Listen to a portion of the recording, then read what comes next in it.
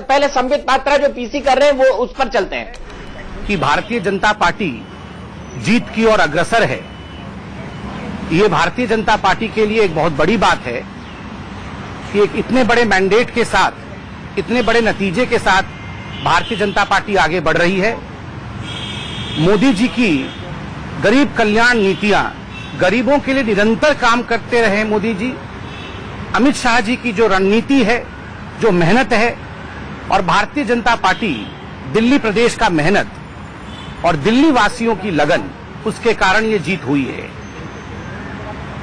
मगर इस जीत में भी आज हम सबको कुछ याद आ रहा है। तो जिस प्रकार 26 जवान सीआरपीएफ के शहादत को प्राप्त हुए परसों सुकमा में, वो हम सबके दिल में दुख के रूप में बैठा हुआ है। स्वाभाविक रूप में ऐसे में किसी प्रकार का कोई उत्सव भारतीय जनता पार्टी का कोई भी कार्यकर्ता, भारतीय जनता पार्टी की कोई भी इकाई आज नहीं मना रही है। और यह जो जीत है, जो प्रचंड जीत है दिल्ली नगर निगम का, वह हमारे जो 26 सुकमा में सीआरपीएफ के जवान शहीद हुए, उनके चरणों में हम समर्पित करते हैं। जीत में भी विनम्रता बनी रहे, ये हम सबकी समझ है और हम सब चाहते हैं कि सर झुकाकर इस जीत को हम एक्सेप्ट करें। दिल्ली की जनता के लिए निरंतर काम करते रहे, गरीबों का भला हो, दलितों का भला हो, प्रेषितों का भला हो, यही हमारी चाह है। जहां तक आम आदमी पार्टी का सवाल है, जहां एक और भारतीय जनता पार्टी जीत में भी विनम्र है, वहीं दुख के साथ कहना पड़ रहा है कि इतने बड़े हार के पश्चात भी अरविंद केजरीवाल जी हार से कोई सबक लेना नहीं चाहते और कहीं न कहीं हार में भी अहंकार दिख रहा है। जब अरविंद केजरीवाल राजनीति में आए थे तो उन्होंने बात की थी अल्टरनेटिव पॉलिटिक्स की, कि राजनीति को बदल देंगे।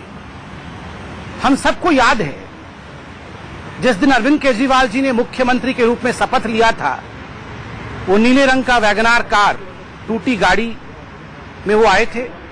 उनके मंत्री कोई ई रिक्शा में आया था, कोई रिक्शा में आया था, और सब कह रहे थे हमारे पास कुछ नहीं है और हमें कुछ नहीं चाहिए, हम जनता के चरणों में बैठकर केवल सेवा करेंगे। कुछ नहीं चाहिए, कुछ नहीं है से जो कुछ सामने आएगा उसको लूट लेंगे, ये कहानी आम आदमी पार्टी की है। घर नहीं चाहिए, बंगला नहीं चाहिए से सबसे बड़ा बंगला हम ले लेंगे। हमें पैसा नहीं चाहिए, सैलरी नहीं चाहिए से सबसे ज्यादा सैलरी हम ले लेंगे। हम जनता की सेवा करेंगे से 16,000 रुपए की थाली खा लेंगे। हम अपने जेब से खर्चा करके जनता की सेवा करेंगे से जनता की जेब से 4 करोड़ रुपए निकालकर अपने वकील को दे देंगे। ये कहानी आम आदमी पार्टी की रही है। The defeat of Aam Aadmi Party, the defeat of Arvind Kejriwal is because of 3 A's. He has been defeated because of his arrogance. He has been defeated because of his ambition of self over the aspirations of people of Delhi. He has been defeated because of the abusing and accusing politics that he has been practicing. He did not. 3A और 4 थे, यानी अरविंद केजरीवाल के लिए 3A के कारण हार, abusing, accusing and no other alternate politics, ये कारण बताया है भारतीय जनता पार्टी ने अरविंद केजरीवाल और आम आदमी पार्टी की हार का। हमारे साथ कई सारे खास मेहमान जुड़े हुए हैं। हमारे साथ तेजिंदर पाल सिंह बग्गा साहब हैं, हमारे साथ संजीव झा हैं आम आदमी पार्टी से। संजीव, क्या आपको नहीं लगता कि हार में भी अहंकार नजर आ रहा है अरविंद केजरीवाल के, जो बात संबित पात्रा भी कहने की कोशिश कर रहे हैं?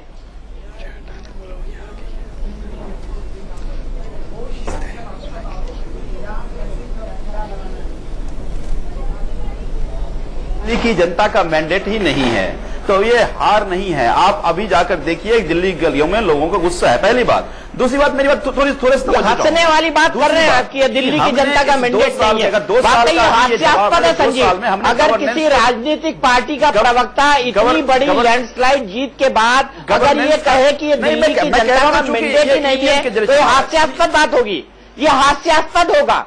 ये सीरियसली पैनल पे जितने लोग बैठे हैं उनमें से किसी से भी पूछ लीजिए, आम जनता से पूछ लीजिए, आपकी बात को हास्यास्पद कहा जाएगा।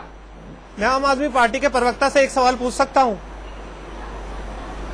दीपक जी, जिस क्षेत्र का मैं विधायक हूं, मैं होने के साथ साथ विधायक हूं, 6 वार्ड हमारे यहाँ थे, 4 वार्ड में इनके प्रत्याशियों को कैंपेन नहीं करने दिया गया, उसके बावजूद वो जीतकर आ जाते हैं। अगर 2 साल के कामकाज का भी लेखा जोखा हो तो मैं दावे से कहता हूं हमने गवर्नेंस को रीडिफाइन किया है।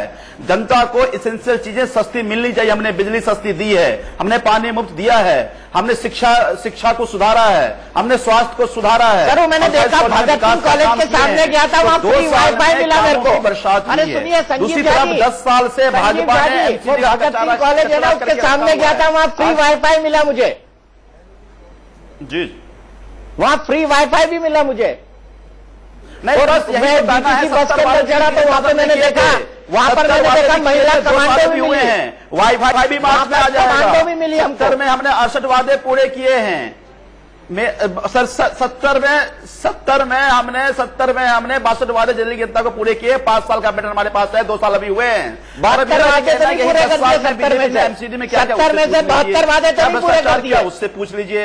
आज तेजेंद्र जी बात कर रहे थे, हजारों करोड़ स्वच्छता अभियान के नाम पे खर्चा हो गया, एक दिल्ली साफ हुई क्या? चिकनगुनिया डेंगू से हजारों लोग बीमार पड़ रहे हैं, इनके पास कोई रोड मैप नहीं है, ना था। आज दिल्ली को सफाई कैसे करेंगे? कोई रोड मैप ना तो था ना है, तो दिल्ली की जनता कैसे इनको वोट कर सकती है? तब लग रहा है कि ये, और मैं जब अश्विनी उपाध्याय जी आपके खिलाफ, ये आपके पुराने साथी अश्विनी उपाध्याय आपके साथ हैं। अश्विनी उपाध्याय जी बता दीजिए, इन्होंने 70 में से 68 वादे पूरा कर दिए, और क्या 2-4 वादे और हैं जो पूरा कर चुके हैं? 70-72 वादे पूरे हो गए। सुनिए, सुना दीजिए इनको थोड़ा। नहीं दीपक जी, मैं आपको बताऊं, अगर इन्होंने 70 में से 7 वादे पूरे किए होते तो शायद ये स्थिति नहीं होती। अगर इन्होंने शुरुआत में अगर सीरियल नंबर 1 से लेकर सीरियल नंबर 7 तक भी कर दिया होता तो ये स्थिति नहीं होती है। और अभी भी इग्नोरेंस नहीं जा रहा। सबसे खास बात ये जनता के निर्णय को ये स्वीकार नहीं कर रहे हैं। जनता के निर्णय के, ये जनता के खिलाफ आंदोलन करना चाहते हैं क्या? मेरा निवेदन ये है दीपक जी, आपके माध्यम से जनता देख रही है, अब आप ऐसा एरोगेंस मत करिए, अब आप झूठ ताकत की राजनीति बंद करिए। आइए, मैं तो कहता हूँ, आपने 2 साल हमारे सांसदों को नहीं बुलाया, कोई बात नहीं, अब बुलाइए। आपने 2 साल तक हमारे मेयर्स की बैठक नहीं बुलाई, कोई बात नहीं, अब बुलाइए। आइए, मिल बैठ के दिल्ली को एटलीस्ट पोल्यूशन फ्री और करप्शन फ्री इसको हम बनाए, एक हरी दिल्ली बनाए, एक साफ सुथरी दिल्ली बनाए। ये बहुत हो गया भैया, आप लगातार एलिगेशन एजिटेशन करते हैं, 10 साल में नतीजा है। अब आपको सबक लेना चाहिए। 10 साल में आपको बताऊं, आप ईमानदारी के नाम पे आए थे, आपने ये वादा किया था भ्रष्टाचार दूर करूंगा, आपका एक मंत्री बलात्कारी, आपका एक मंत्री भ्रष्टाचारी, आपका एक मंत्री हवाला कारोबारी, आपका एक मंत्री आपका जमीनों पे कब्जा करता है, उसको आपने रखा हुआ है।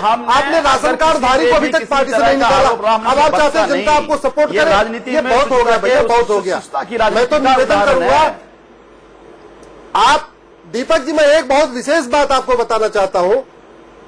भारत के जितने भी राज्य हैं, सभी राज्यों को आप जाके देखिए, वहां पे मंत्रियों के पास अगर 4 विभाग होता है तो मुख्यमंत्री के पास 8 विभाग होता है। या आप किसी भी राज्य में जाके देखिए, दिल्ली इकलौता ऐसा राज्य है जहां पे सारे विभाग मंत्रियों को बांट दिए। मुख्यमंत्री ने 2 साल से एक विभाग नहीं लिया, बिना विभाग के, बिना मंत्रालय के मुख्यमंत्री, ऐसा कभी नहीं हुआ था। मुझे लगता है उसी का सबक मिल गया है। अब इनको कायदे से मुख्यमंत्री को 2-4 विभाग ले लेना चाहिए, थोड़ा काम पे ध्यान देना चाहिए। उसके बाद अदरवाइज कहावत है, खाली दिमाग शैतान का घर। अगर आपके पास काम नहीं रहेगा, आपके पास जिम्मेदारी नहीं रहेगी, आप यही एलिगेशन लगाते रहेंगे। आप